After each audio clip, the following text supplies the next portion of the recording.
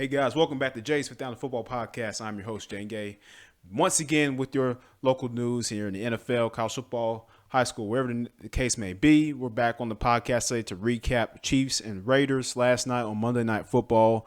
A game that Las Vegas let slip away, and the Chiefs end up with the win. And, now we're going to preview as well Thursday Night Football with the Bears and the Washington Commanders. So a lot to pack into the podcast today. Before we get started, make sure you guys check us out here on YouTube, Spotify, wherever you get your favorite podcast. That's where we're at. So make sure you check us out. Posting daily content at least more than 3 times a week, previewing all the games and everything you need to know, who's in, who's out, that type of deal. But last night, Chiefs, Raiders, Monday Night Football. Raiders had a good start to the game. Devontae Adams and Derek Carr were on the same page, cooking up something, everything that those Vegas fans wanted to see out there from those two guys. Used to be college teammates as well, and then Devontae Adams finished with over 150 receiving yards and 2 touchdowns. However, the Raiders could not get the victory here as they dropped the game 30-29 against the Chiefs. They were leading 17-0, and then, and we all know it's about the Chiefs. You have to play a 60-minute football game against Kansas City, because if you don't, then they're going to do their thing, and they thrive under pressure. They thrive when they're down, and they got to storm back and, do the things they have to do to win the football game. That's when they're their best. That's when Patrick Mahomes is at his best. That's when he's making crazy sidearm passes and doing all this whip-de-doo-dah stuff, with the football and just doing his magical stuff that makes him like a wizard, and that's, and then Travis Kelce scores 4 touchdowns on you. That's just like, another week with the Chiefs and, another thing with the Chiefs, just them beating the Raiders. But I like the Raiders' game plan, going into the game. They obviously want to run that football, eat that time off the clock, and try to keep the Chiefs off the field as much as possible, and hit that play action game going with Adams and Renfro, and that's what they were able to do for the most part. But they just couldn't hold on to the lead, and the defense played pretty well, against the Chiefs. They made some stops, especially late in the game, but then again, the offense just could not get down the field and score. And the last play of the game, 4th and 1, Raiders throw up a heave, and Devontae Adams and Hunter Renfrow run into each other, and they're the play is just not able to work, and it's an overthrow, incomplete pass, and the Chiefs will hold on to win the football game. So I was a little, astonished by that play call there. On 4th and 1, but I guess you're going for it all, and Josh McDaniels, the head coach, the former offensive coordinator for the Patriots, now in his first year as a head coach with the Raiders in Las Vegas. So, he's trying to cement himself, establish himself as, hey, I am something without Bill Belichick. I'm a guy who's going to get this franchise to a Super Bowl. And, so that's what he's trying to establish himself as, but it's just not going that way this year for the Raiders so far, as they're now 1-4 on the year, through 5 games in the season so far. So a lot of work to be done for them, and Darren Waller is injured as well. So we have more on that. We'll give it to you, but he's injured. He got hurt in last night's game, didn't return. Obviously, a huge loss for the Raiders offense there, but overall, the Chiefs just continue to pull out these wins, and they're showing, hey, we're still the Kansas City team that went to the Super Bowl, a couple years ago, like 2 years in a row. We're still that Kansas City team. Patrick, and in reality, man, Patrick Mahomes really, it looks to me like he is better off without Tyreek Hill. And you might think I'm crazy, but here's why. When Tyreek Hill was on the Chiefs, Patrick Mahomes was looking his way almost every time. He's like always looking for that big old play, just drop it to Tyreek Hill in the end zone. Like, hey, we're going to get, this. I'm shooting it to Tyreek Hill. I'm throwing it up there. Tyreek Hill. He's up there. He's down there somewhere, right? But without Hill, Mahomes is starting to progress in his ability to make the right reads and throw to who's the defense is going to give him that open zone to, right? Because they're not letting him. They know that they don't have that speed burner to go down the field and just completely tear up the defense anymore. Now Cole Hardman is supposed to be that guy, but he's not really manifesting into that role yet. He's still fairly young, but he's at the point in his career where he should be kind of cementing himself into that role, because now with Tyreek Hill down in Miami, this was supposed to be his time to shine as that burner guy, that the big play guy that Tyreek Hill was that always once was for the Chiefs. So, but he's not cementing himself as that yet. So now it's by committee. It's who. Okay, what's the defense giving me? And Patrick Mahomes, his read, he's getting better with his reads. He's starting to mature in that area a little bit. And now of course not having Hill is gonna hurt. Because he is who he is. He's one of the most dynamic playmakers in the NFL. Him, Debo Samuel, those guys, they're dynamic with the ball in their hands, no matter which way it's through the air, on the ground, whatever. They're dynamic playmakers. So when you take that off of an offense, it's going to the production is going to dip, a little bit. But for the most part, Patrick Mahomes is still in the top league in touchdown passes, passing yards. So he's still doing his thing. And the way he's doing it is what's impressive the most. He's able to make the right reads. He's able to he's for the most part, he's making the right reads. He's getting it to where the ball needs to be given to. He's not just trying to force that big play down into the end zone. He's going to his safety valve and Travis Kelce. When Kelsey's not open, he's not forcing it to him. He's like, okay, I'm at that point in my career. I need to get better with seeing the field more. Working my way down the field. It's not going to be a big 70-yard touchdown pass every time. Just working my way methodically down the field. Just getting the offensive line in rhythm. Getting the offense down the field and getting those positive yardage, right? And you're able to. And before you know it, you're in the red zone. And you just taking off about 6-7 minutes off the clock, sometimes 10 minutes, right? Just depending on how long the drive is, how many plays are on the drive. So that's what Andy Reid is really wanting to see out of Mahomes, and he's getting that this year. And I think Tyreek Hill's departure is what's helped him grow into that own role of just being able to see the field more clearly and get the ball out to where it needs to be and take what the defense is giving him. That's what you always want your quarterbacks to do. Like, don't force the big play. Take what the defense is going to give you, work your way down the field, and when the big play is ready to come out, it's going to happen, right? And that's how that is. And that's how it's going to manifest itself, so you just got to.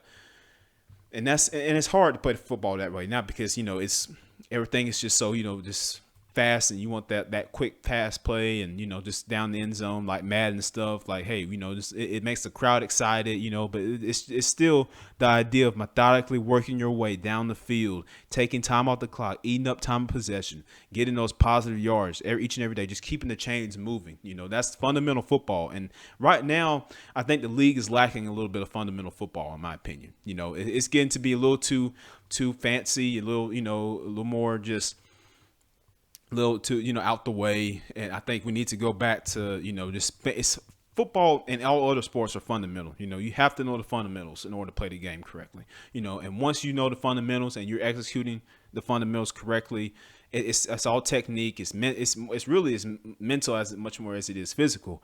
And once you're able to master those things and it becomes muscle memory, it's fluid. And that's how, and I feel like now a lot of coaches and coordinators try to overcomplicate things for their players, all these crazy schemes and things, and if you're Sean McVay, it works. If you're Andy Reid, it works, but a lot of coaches, right? If you're Kyle Shanahan, it works most of the time, so it just depends. Some coaches just try to overcomplicate their schemes, knowing that's not how they are. That's not how they coach. That's not how that offense should be ran. But they still try to do it just to match up to where everybody else in the league is at. But that's not. You don't want to conform to the league norm. You have to do what works for your team and your franchise to win. And I think, that's. That's just how it is. You look at the Ravens, their offense. Since of course Lamar Jackson came in, it was just, hey, read option. We're going to run the ball where it's going to be the quarterback, the running back, and we're going to run it down your throats. And then when that play action opens up, you bite down. We're going to hit you across the middle of the field, right? That's what they're trying to do. Before with Flacco, it's more of a drop back game. Just get those big receivers a chance to go up and get the football, high point the football. And that's what that was before. But now, as the league is becoming more pass heavy league, and almost all offenses now, it's really spread. It's the spread, right? You don't see not too much other offense. You don't see that West Zone, as much, a West Coast offense, right? You don't see that as much now, but now it's more spread. It's air raid, it's at a point now where you can't overcomplicate football for your players if you're a coach. To me, and that's just what I think. You guys let me know what you think in the comments. But I think now on all levels, like, we're overcomplicating the game of football for everybody. No, do what you do what your talent equates to. You can't make your your offense or your defense, more than what your team is capable of doing. If you know that your players aren't capable of running this defense, then don't run it. If you know that your players aren't capable of running this offense, and they're not capable, if your quarterback is not capable of making these certain throws, and don't run those plays. Don't that's just, it's simple. I really feel like we make things harder than what they are. And that's just what we do as humans, but especially in the game of football, we overcomplicate it a lot more than it needs to be complicated. So I just want to throw that tad bit information out there, and it all relates back to the Chiefs just being able to take what the defense is giving them and just march their way down the field, take the easy yardage, just continue to eat up the clock, get those first downs, and win football games in the end, and just keep battling, and that's what they're doing. So, good win there for the Chiefs last night as they moved to 4-1 on the year, and they sit at the top of the AFC West. But in other news, the New York Giants are surprising everybody. They're also 4-1. I mean, what's going on in Big Blue? That's the big thing we're all asking right now. Brian DeBall, first year as a head coach, he's got his team fighting. He's over there just all fired up on the sidelines after these wins. They go up there to London and beat the Packers. I mean, it's like it's a lot of craziness going on in New York right now. Saquon Barkley's looking like his old self again. He's running with power and he's elusive. He looks like the guy that had an over 1,000-yard scrimmage as a rookie. So I mean 2018. So I'm really liking what I'm seeing out of the Giants. It's just a matter of, can they continue just elevate the offense a little bit more? And you got the receiver situation is not the best right now, and Kenny Galladay's a head case, and it's just a lot going on in that receiver room. You lose Sterling Shepard for the year and with that injury, but now it's the time where Brian DeBall's gonna have to do a job of just making sure the offense is able to operate. Daniel Jones is able to get that ball out quick and just find a way to make it fluid enough for the offense to move up and down the field. Nothing crazy, nothing too over the head, just enough balance to make your way down the field, get points, get into the end zone, right? That's what you want to see. I think what's what the Giants are trying to do, and Daniel Jones is working to get better. The offensive line much improved than we've seen the last couple of years. I'm impressed with their improvement. They can be a little bit better, but they're still getting better. They're still improving. They're still continuing to grow as a unit. And when you have a cohesive offensive line, it's going to be good for your quarterback, and it's going to be good for your running game. It's going to be good for all of those things. And so as long as they continue to grow and mature that offensive line with Andrew Thomas and Evan Neal, two SEC offensive tackles, so that's representing right there. One representing Georgia, other one representing Alabama. So you got two SEC offensive tackles up there, manning up that front and that offensive line. And so it's just a matter of, can you continue the performance, just continue to keep your quarterback upright. That's going to be key for success. The only way you win football games in the NFL, college, or high school, your quarterback has to succeed. You have to have a good quarterback. And even then, if he's not all that good, but if he's able to do his job efficiently and correctly and have the time to do his job, then you're going to get good results. And I think that's what the Giants are wanting to get out of Daniel Jones. He's not going to come in here and be like Josh Allen or Patrick Mahomes or whoever the case may be. No, but he's going to come in, do his job, do what they're asking him to do. They're not going to make it too complicated on him. Come in, make the right throws, make the right reads, hand the ball off to Saquon Barkley, let him do his thing, and score points. So, and it's a matter of, it's still early in the season. Are the Giants going to be able to keep it up? I'm not sure. That's going to be something that's going to be a topic of discussion for a while. But I'm impressed with what I see so far from them and the Jets. So again, it's the NFL. It's really shifting. Like the playing field is getting a little bit even right now. It started last year, and it's getting even. I mean, your two teams that were your Super Bowl participants last year are dead in the water right now. If we're being honest, the Rams and the Bengals kind of just sit. They're just floating around, staying alive right now. So Rams took a loss to the Cowboys on Sunday. I mean, the Bengals, they took a loss. I'm sorry, they lost. So it's just a matter of, can they continue to, they want to get back to the big game. They're going to have to get better. They're going to have to improve defensively. Offensively, just can you keep your quarterback upright? And the Rams, I mean, Allen Robinson is not. A lot of people saying that he's not getting the ball, and that's true. But Allen Robinson also is not showing you what made him such a heavily sought target in free agency. You got to remember this guy was a 1,000-yard receiver for over 3 straight seasons in Chicago. Also in Jacksonville, he was pretty good, right? He comes this year to the Rams to help, fill in that Odell type of role, the veteran savvy receiver position, to help that room out with Cooper Kupp, take some of that pressure off of him. And he hasn't done it yet, so it's just a matter of, he's got to take initiative, and he's got to get the football. He's got to go out there, run crisp. He's got to go and get that football. He's got to get that football thrown to him just as much as they're not throwing it to him. Well, you know what? Hey, I'm gonna go out there and get that ball. I'm gonna they're gonna have to pass it to me. I'm gonna get open. I'm gonna run my routes good. I'm gonna get good separation. Go up there, high point the football, get yards after the catch. That's what I have to do. If I have to do what I have to do, I got to practice better and correct what's on film that I need to see that needs to be done, and do better and continue to improve and improve and improve. And eventually the ball is going to find your way. So I think for Allen Robinson, my advice to him again would just be keep working and, just try to continue to get better and get the ball, go and get the ball, so that's my thing with the Rams. But until they do that, until they're able to establish some type of offensive consistency, they're not going to go far, and that's just the plain old truth for the Los Angeles. So sorry, Rams fans, to bust your bubble, but you're not going to get a repeat this year. It's just not going to happen. No team has repeated in the Super Bowl since, I believe the Patriots years ago. So this, I just don't see it happening. But then again, you got the Eagles and the Bills. Hey, these are some teams that just offensively, defensively playing good on both sides of the ball and getting after the quarterback, and and just the talent that both quarterbacks have to run the football and keep those defenders off balance, off key. It's just truly amazing what you can do when you have a quarterback that can do more than one thing and can do much more damage, with his legs than he can with his arms, or just as the same amount of damage. So that's a good advantage that both the Eagles and the Bills have, and that's something that they have to continue to use and improve on and continue to win football games if they want to make the postseason.